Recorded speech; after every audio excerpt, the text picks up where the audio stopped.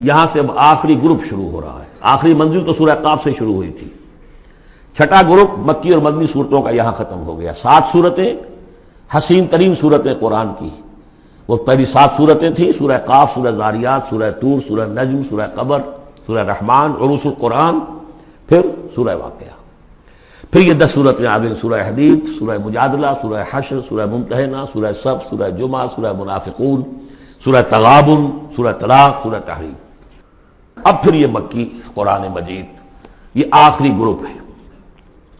اس میں بھی پہلی 6 صورتیں جو ہیں وہ 3 کے سب گروپس کی شکل میں ہیں. سورہ ملک بڑی، جیسے سورہ قاف وہاں تھی اسی مقام پر یہاں سورہ ملک ہے. بہت جامع اس کی تاثیر، اور یہ بہت حضور کو عزیز تھی. آپ کی یہ معمولات میں سے تھا، رات کو سوتے ہوئے آپ سورہ ملک پڑھا کرتے تھے اور اس کی آپ نے تلقین کی ہے. بسم اللہ الرحمن الرحیم. تبارک الذی بیدہ الملک وہو علی کل شیء قدیر. بڑی بابرکت ہے وہ ہستی جس کے ہاتھ میں ہے بادشاہی، راج اس کا ہے. یہ ہے دین کا سیاسی پہلو. پوری کائنات پر اس کا راج چل رہا ہے. دنیا میں بغاوت ہے. کیوں ہے؟ وہ اپنے ایمان کے دعوے داروں کا امتحان لینا چاہتا ہے بس. ورنہ سورج، چاند، گیلیکسیز، پوری کائنات اور خود ہمارے جسم کا ایک ایک ذرہ اس کے قانون کا پابند ہے، تابع ہے. ہمارا جسم ہمارے اختیار میں کہاں ہے؟ میں تنگ آ جاتا ہوں، 2 دن ہوتے ہیں یہاں سے تو طبیعت خراب ہو جاتی ہے، جب تک کہ وقت لگتا ہے کینچی لے کر بیٹھتا ہوں. اگر میں چاہوں کہ یہاں بال نہ آئے، میرا جسم ہے، میرا تو اختیار نہیں، وہ تو آئیں گے. تو ہمارا جسم بھی جہاں تک اس کی فزیولوجی کا تعلق ہے، اس کی اناٹومی کا تعلق ہے، یہ سارا اللہ کے قانون کے تابع، میرے تابع تو نہیں. میں چاہوں میرا دل ذرا رک جائے، جب چاہوں میں اس کو سٹارٹ کر دوں تو یہ تو نہیں ہوگا. جب بند ہوگا بند ہو جائے گا، میرے اختیار میں نہیں ہے. لیکن یہ کہ جو ہماری اختیاری زندگی ہے اس میں ہم نے طے کر لیا ہے کہ اللہ کی نہیں مانیں گے، اپنی مانیں گے، اپنی مانیں گے، اپنی بیویوں کی مانیں گے، اور جو بھی نظام ہے اس کے ساتھ وفاداری کریں گے، چاکری کریں گے، ان کی ملازمت کریں گے، ان کے رتھوں کے اندر ہم بیل بن کر جوتیں گے تاکہ ہمیں عیش ملے، دنیا کے اندر ہمارے لیے مقامات ہوں، ہماری عیش ہو. بس اللہ خیر صلی اللہ. تو یہ ہے اصل میں امتحان. ورنہ بادشاہی یہاں اب بھی اسی کی ہے. یہ صرف ہلدی کی گانٹھ ہے جسے لے کر ہم پنساری بن کر بیٹھ گئے. میری مرضی، میرا خیال، میرا نظریہ یہ ہے. اور ہمارے نزدیک جو ہے طریقتکم المثلی، ہمارے جو کلچر ہے، مثالی نظام جو ہم نے بنایا ہے، ہمیں اس کی حفاظت کرنی ہے. تبارک الذی بیدہ الملک وہو علی کل شیء قدیر. وہ ہر چیز پر قادر ہے. الذی خلق الموت والحیاۃ لیبلوکم ایکم احسن عملا. اب دیکھیے ہم نے حیات انسانی کا جو اب تک سمجھا ہے، جس کو کہ عمر نے، جو کہ بہت بڑا شاعر ہے، اس نے اپنی بیوی سے خطاب کر کے کہا ہے: حیات ثم موت ثم بعث، حدیث و خرافات یا عمری. یہ کیا ہے؟ زندگی پھر موت پھر زندگی، یہ کیا؟ یہ سب حدیث و خرافات معاذ اللہ. ہم نے بھی دیکھا پہلے کنتم امواتا فاحیاکم ثم یمیتکم ثم یحییکم ثم الیہ ترجعون. یہ وقفے کیوں ڈالے گئے؟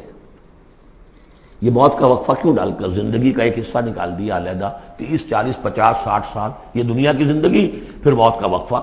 موت ایک زندگی کا وقفہ ہے، یعنی آگے بڑھیں گے دم لے کر. کیوں؟ اس کی حکمت بتائی جو ہم پڑھائیں سورہ واقعہ میں. قدرنا بینکم الموت، تمہاری ہی زندگی کا تسلسل ہے جس میں ہم نے ایک وقفہ موت کا ڈال دیا ہے. حیات لیبلوکم ایکم احسن عملا. یہ جو چنک علیحدہ کیا ہے یہ اس لیے کہ تمہاری آزمائش ہو، امتحان ہو، تمہیں جانچا جائے. وہ 3 گھنٹے کا امتحان ہوتا تھا جو دیتے تھے تم کبھی اسکولوں میں، اب یہ 30 برس کا سمجھ. اور واقعی 30 برس ہی ہوتے ہیں آدمی کے پاس. پہلی زندگی کے 20-25 برس ویسے گزر گئے، شعوری ابھی نہیں ہے، اور پھر ایک خاص عمر کے بعد جو ہے اعضاء ڈھیلے پڑ گئے، اور پھر یہ کہ لا یعلم من بعد علم شیئا. 30 نہیں ہوں گے، 40 مل جائیں گے آدمی کو. کام تو یہی ہوتا اس کی زندگی کا.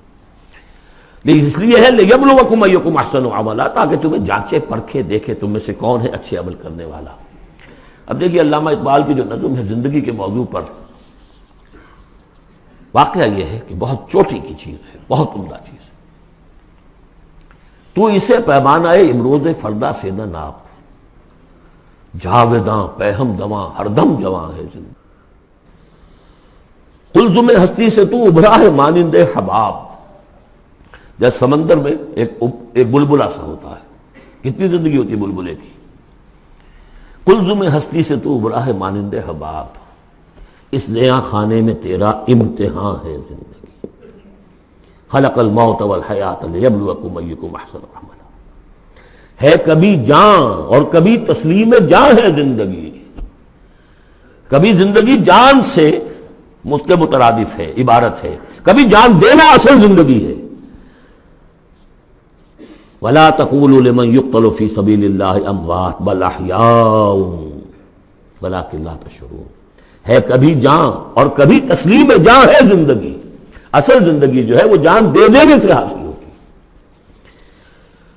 الذی خلق سبع سماوات طباقا، وہ اللہ جس نے بنائے 7 آسمان ایک دوسرے کے اوپر. آیات متشابہات میں سے ہے. ما تری فی خلق الرحمن من تفاوت، تم نہیں دیکھ پاؤ گے اللہ کی تخلیق میں کہیں کوئی فرق. اتنا محکم نظام ہے، اتنا محکم نظام. کیا کسی سائنسدان نے آج تک یہ بھی کہا کہ تخلیق میں یہاں نقص ہے؟ کسی نے کہا؟ زوالوجی کی فیلڈ میں یا باٹنی کی فیلڈ میں یا کسی اور فیلڈ میں، جیولوجی کی فیلڈ میں، ایسٹرونومی کی، کسی نے کہا ہے؟ ما تری فی خلق الرحمن من تفاوت فارجع البصر هل تری من فطور. پھر ذرا دوبارہ لوٹا لو اپنی نگاہ، دیکھ لو، ہر میدان میں دیکھ لو، کہیں تمہیں کوئی رخنا نظر آتا ہے؟ اگر یہ تخلیق کامل ہے تو کامل حقیقت میں کون ہے؟ اس کا خالق، اس کا باری، اس کا مصور. بس یہ نظر نہیں آتا. سائنسدان سب کچھ دیکھ رہے ہیں، ڈھونڈنے والا ستاروں کی گزرگاہوں کا اپنے افکار کی دنیا میں سفر کر نہ سکا.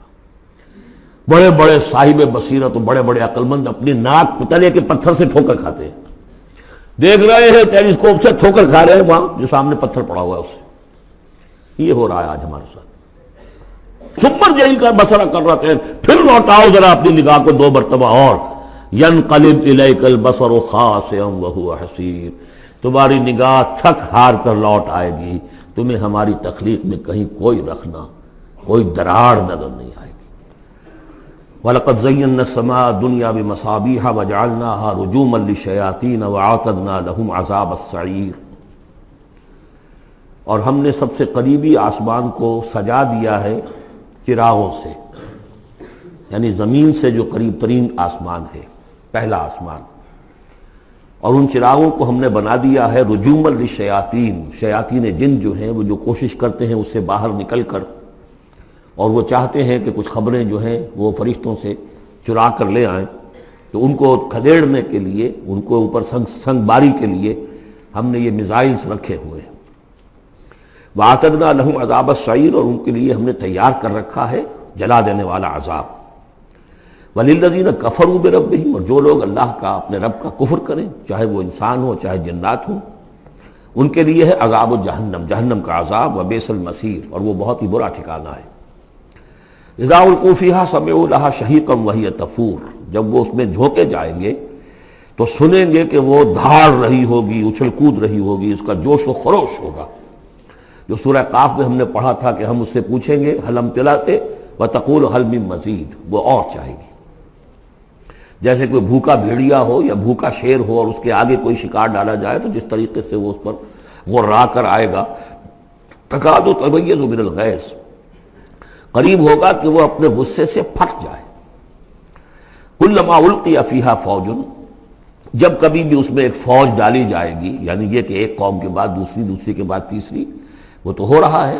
وہم یوزعون، ان کے درجہ بندی کی جائے گی، قوموں کا علیحدہ علیحدہ حساب ہوگا. سألہم خزنتہا، تو جو جہنم کے داروغہ ہے وہ ان سے کہیں گے الم یاتکم نذیر، کیا آپ کے پاس کوئی خبردار کرنے والے نہیں آیا؟ قالوا بلا، وہ کہیں گے آیا تھا، کیوں نہیں؟ قد جاءنا نذیر، ہمارے پاس خبردار کرنے والا آیا. فکذبنا، ہم نے انہیں جھٹلا دیا تھا. وقلنا ما نزل اللہ من شیء، اور ہم نے کہا کوئی شے نہیں اتاری اللہ نے، یہ تم خام خواہ کہہ رہے ہو کہ تم پر کوئی قرآن اترا ہے یا تورات اتری ہے.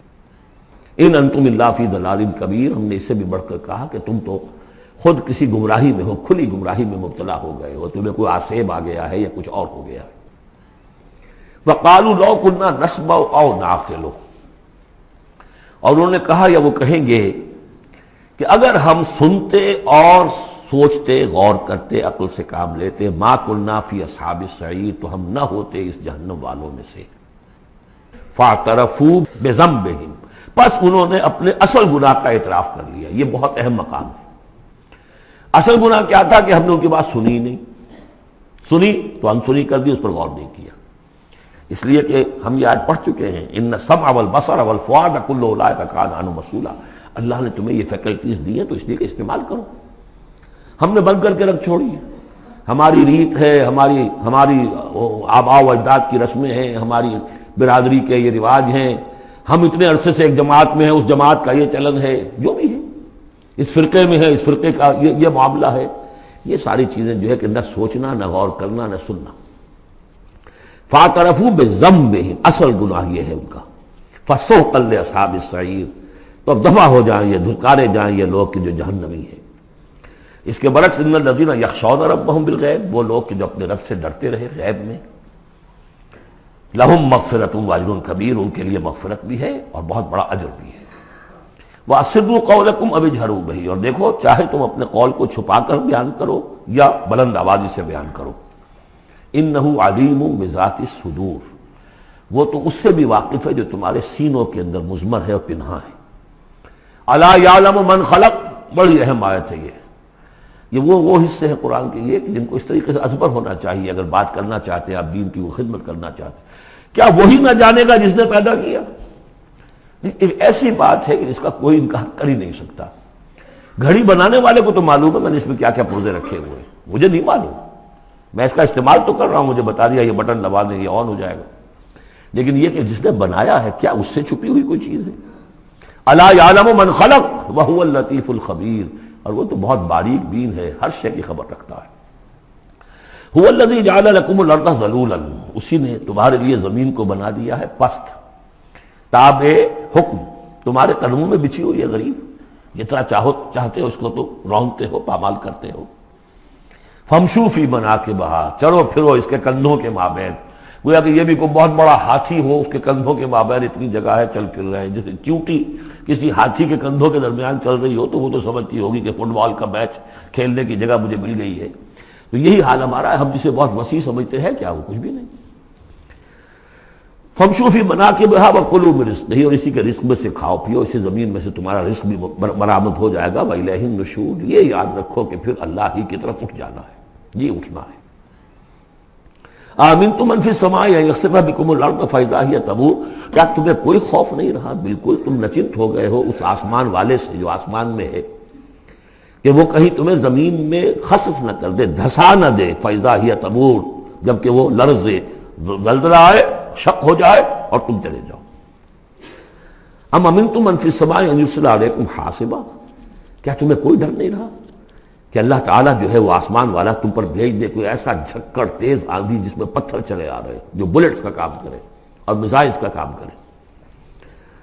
فَسَتَعْلَمُونَ كَيْفَ النَّذِيرُ، پھر تمہیں معلوم ہو جائے گا کہ میرا خبردار کرنا کیسا تھا، کیا اس کا نتیجہ تھا۔ وَلَقَدْ كَذَّبَ الَّذِينَ مِن قَبْلِهِمْ، اور یقیناً جو ان سے پہلے تھے انہوں نے بھی جھٹلایا تھا۔ فَكَيْفَ كَانَ النَّكِيرُ، تو کیسا ہوا میرا ان کو پکڑنا اور میرا عذاب۔ اَوَلَمْ يَرَوْا إِلَى الطَّيْرِ فَوْقَهُمْ، کیا یہ دیکھتے نہیں پرندوں کو جو ان کے اوپر ہے؟ صافات ویقبضن، کبھی انہوں نے اپنے پر پھیلائے ہوتے ہیں، کبھی ان کو سکیڑ لیتے ہیں۔ ما یمسکہن الا الرحمن، نہیں روکے ہوئے انہیں اس فضا کے اندر مگر رحمان۔ انہ بکل شیء بصیر، یقیناً وہ ہر چیز کو دیکھ رہا ہے۔ یعنی جو قانون طبیعی ہے جس کے تحت وہ چل رہا ہے وہ تو اللہ کا بنایا ہوا ہے۔ امن ھذا الذی ھو جند لکم ینصرکم من دون الرحمن، بھلا وہ کون ہے جو تمہارا لشکر بن جائے اور تمہاری مدد کرے رحمان کے مقابلے میں؟ ان الکافرون الا فی غرور، نہیں ہے یہ کافر مگر دھوکے میں آ گئے، بہکاوے میں آ گئے۔ امن ھذا الذی یرزقکم من امسک رزقا، پھر بھلا کون ہے وہ جو تمہیں رزق دے سکے اگر اللہ اپنے رزق کے خزانوں کو روک لے؟ بل لجوا فی عتو و نفور، نہیں یہ لوگ اپنی شرارت میں اور نفرت میں بہت آگے بڑھ گئے۔ افمن یمشی مکبا، یہ آیت بہت اہم ہے حکمت قرآن کے اعتبار سے، فلسفے کے اعتبار سے۔ افمن یمشی مکبا علی وجہہ اہدی امن یمشی سویا علی صراط مستقیم، دو انسانوں کا تصور کرو، ایک شخص وہ ہے کہ جو اوندھے منہ پیٹ کے بل گھسٹ رہا ہے، ایک وہ جو سیدھا کھڑا ہے، سیدھے راستے پر چل رہا ہے۔ کون ہوگا زیادہ ہدایت پر؟ اس میں نقشہ کھینچ دیا گیا ہے، جو لوگ حیوانی سطح پر زندگی بسر کر رہے ہیں صرف انسٹنکٹس کی وجہ سے زندہ ہیں، پیٹ معاشی جد و جہد اسی کے لیے زندہ ہیں، گھسٹ رہے ہیں اسی میں، اور اس اوندھے پڑے وہ انسان کے معنی نہیں جنہیں آگے کا کچھ پتہ نہیں، آگے کہاں جانا ہے، وہ تو ان کے انسٹنکٹس انہیں چلا رہے ہیں، بالکل اینیمل لیول کے اوپر زندگی گزار رہے ہیں، اوندھے منہ۔ انہیں کیا نظر آئے گا راستہ کون سا ہے، کدھر جانا ہے؟ ایک شخص کھڑا ہے سیدھا، اپنی منزل اس نے معین کر لی ہے۔ یہ بالکل وہی فلسفہ ہے جو سورہ حج میں آ چکا ہے۔ انسان حقیقت میں وہی انسان ہے جس نے اپنا کوئی آدرش، کوئی نصب العین، کوئی مقصد، کوئی آئیڈیل زندگی میں بغیر کسی نصب العین کی زندگی گزار رہا ہے۔ ہی از این اینیمل۔ اولئک کالانعام بل ھم اضل۔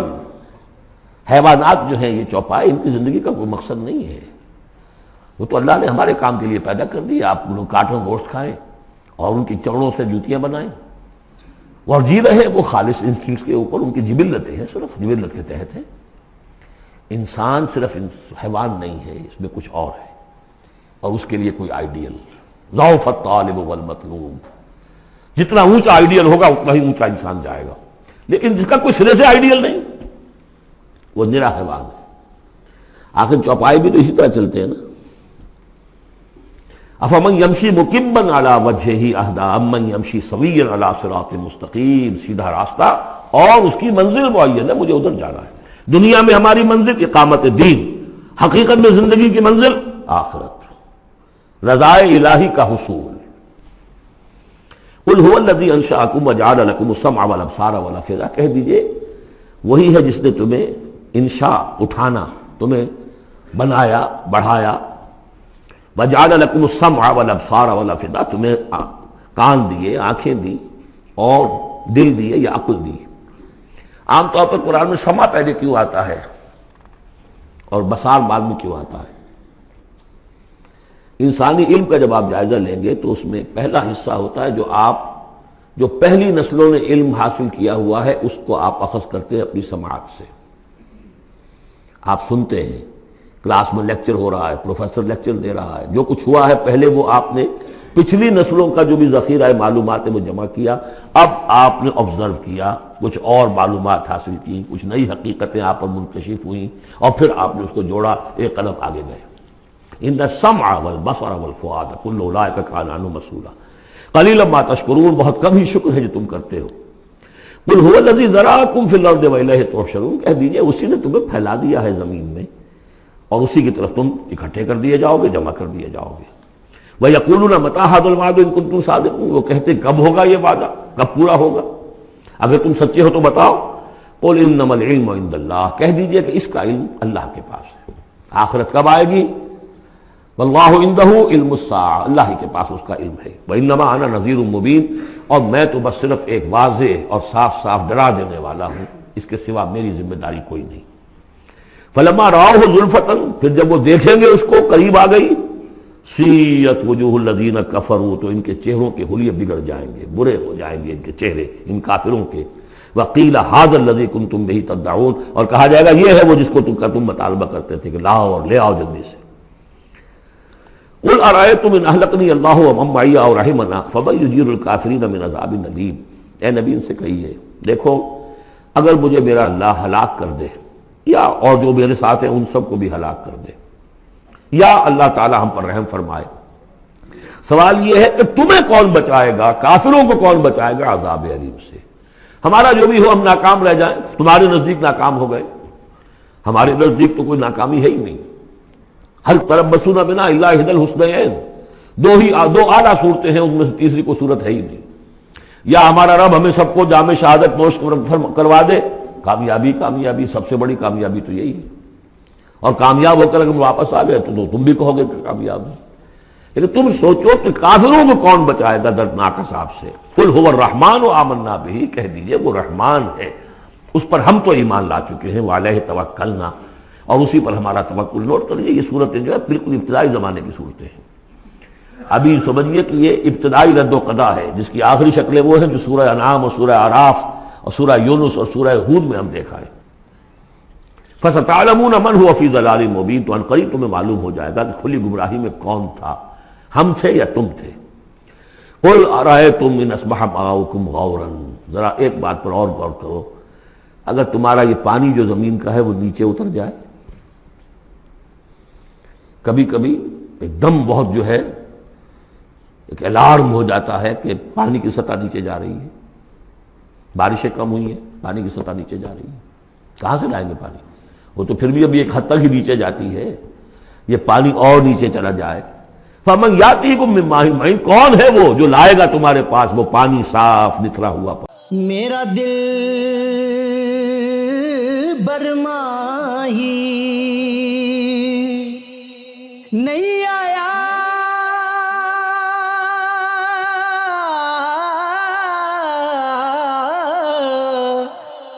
میرا دل برماہی، ایویں بولنا جھوٹے آقا،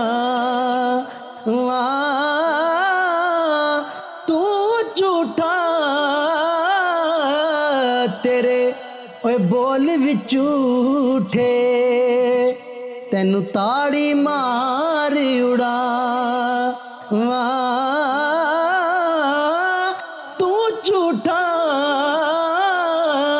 تیرے بول بھی جھوٹے۔